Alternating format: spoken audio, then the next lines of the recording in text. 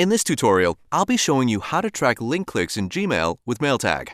To begin, add the MailTag extension from the Chrome Store.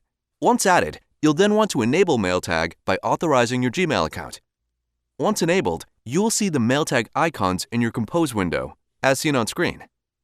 By default, email tracking will already be enabled, as represented by the blue MailTag icon. Once your link has been inserted into your email, the last thing you have to do is click Send. After your email has been opened by your recipient, you will then receive a real-time desktop alert letting you know that your message has been read. Additionally, you'll also receive a desktop alert when your link has been clicked, as seen on screen.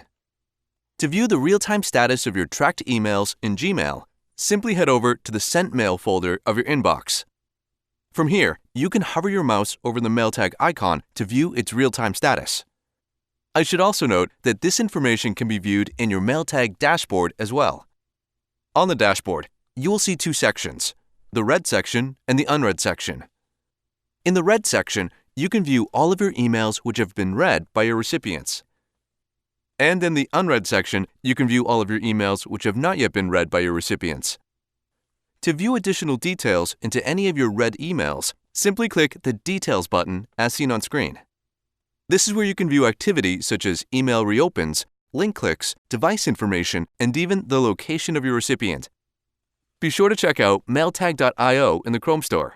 The link will also be in the video description below.